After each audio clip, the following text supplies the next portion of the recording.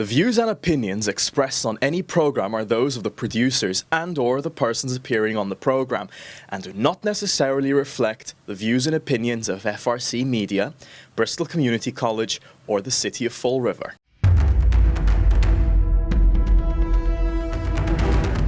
It is Wednesday. I'm Keith Tebow from FRC Media. Thank you for joining us. As we do every week, we check in at this time with the mayor of the City of Fall River, Mayor Paul Coogan, who joins us from Government Center. Mayor, how are you this week? I'm doing fine, Keith. How about you? I am doing well. I actually want to circle back. Actually, both our topics today, sort of circling back on something we talked about earlier. Last week, we talked about the unfortunate situation that took place with a fatal stabbing on Tripp Street in the south end of Fall River. At that time when we spoke a week ago, the individuals involved in that incident were not from Fall River. Since then, there's been some reporting primarily in the Herald News that talked about the living conditions in that space and, the city taking some steps to shut down that rooming house, even though it wasn't an official rooming house. I guess, if you can give us any update on that, and particularly, how can the city in its limited capacity continue to maybe guard against this moving forward? It's extremely difficult. If you have an apartment and you want to rent it for, I'll use silly numbers, $100 a month, and someone comes along and says, I'll give you 150 or 180, that's where you're going to go. And what happens is a lot of these absentee landlords are looking for money and they end up taking the higher amount, and it costs the city. I mean, as I said, it was a murder statistic dropped on us that did nothing more than location. There was no connection with any of those residents to Fall River, and that's where we were, and it's just not fair. But at the same time, I do want to stress the living conditions per se weren't that bad in the building, like a mess or trash everywhere. It was actually relatively clean. The problem they had was both zoning and the amount of unrelated residents that just lived in certain areas. It was just people that were just thrown together. And as I said, you go to a house, you walk into a bedroom, you open the door. Here, you had to have a lock and a key to get into a bedroom. Those are the things we look for when we're in a house. Who's locking the door to their bedroom with an actual key and a bolt just to get in and out of their own sleeping quarters, and sharing bathrooms, and some of the requirements related to how often the area is cleaned up and what's going on.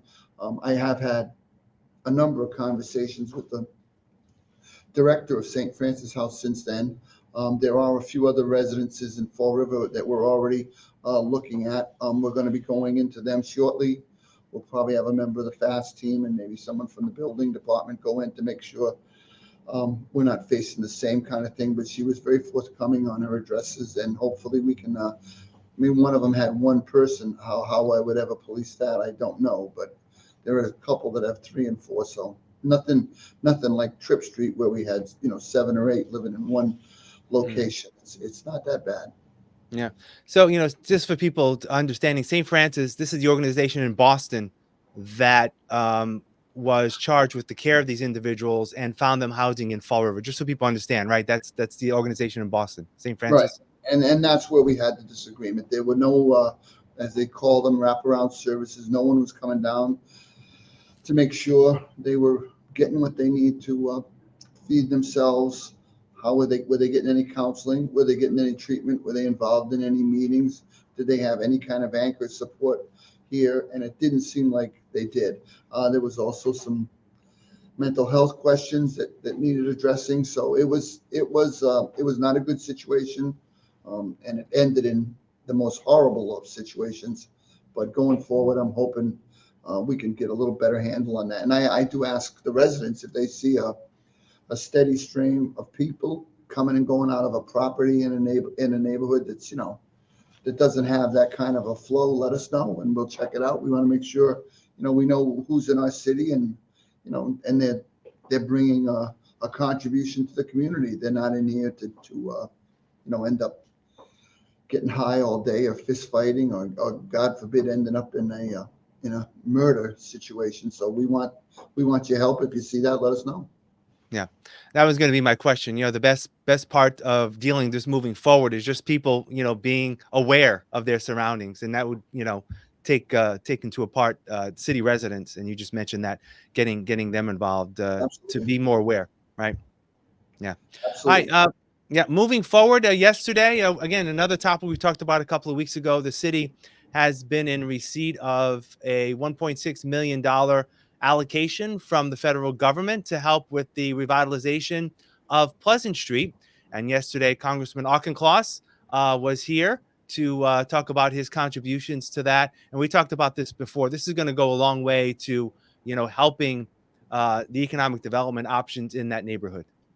Absolutely. Small steps. We were announcing the redoing of a couple of the facades on some of the buildings. The 1.6 million, whether it's for landscaping, streets, sidewalks, signage, a tremendous beautification and infrastructure program we can get going in the Flint would be a godsend. I know it's been dormant for a while, but you saw the interest yesterday as from both the state delegation and the federal delegation. And it's not just Congressman Auchincloss, it's Senators Markey and Senator Warren. They're all taking a part in this. And we're going to be going back to them again. I mean, there's other areas we're going to target. We want to make sure we spend this money wisely. The Flint needs some attention, and we're doing all we can to bring some support to that community down there. It's a great neighborhood. I looked down the street when we were walking at the old Notre Dame school, and it's always great when I see a dormant building like that getting a complete makeover. That's going to bring new residents, investment into the Flint, and we have a number of other pieces we're looking at doing right now. And if it all knits together, we're going to have a community back there. Yeah. I know this is only, again, part of a process that's going to take time and more money. But, in terms of what we saw yesterday, in terms of some of the storefronts that may be able to benefit from this, when can people expect to maybe see some sort of more activity down there? Because people want to know that, obviously. Oh, I know. I do too. Believe me, I want to see guys up there on staging, and I want to see people working. I think that the Gilberts where we were yesterday, that string of, I think it's 3 or 4 storefronts altogether, you're going to see work there probably within a month. White Rose down the end will follow soon after. And then there's a renovation planned on a building across from the old Fall River Pawnbrokers. So we have a number of projects right on the cusp of getting going, and I think people will start to see some action shortly. And did the congressman provide any insight in maybe potentially more federal funding coming down and how that time frame may work? Absolutely. We have another batch of earmarks going in by April 5th, which is, I think, the end of next week for requests. We have some more lead pipe removal. We need to do something there. We looked at some work we want to put in on Columbia Street. I think there's like 4 of them altogether. I don't have them all in front of me, but we sat down and discussed them, and we're going to just keep moving and try to do whatever we can to get support into the city of Fall River. All right. All right, Mayor, good stuff as always happening. I appreciate your time. We'll talk next week. Okay, thanks, Keith. All right. And thank you for joining us here in FRC Media. I'm Keith Tebow. Have a great rest of your week.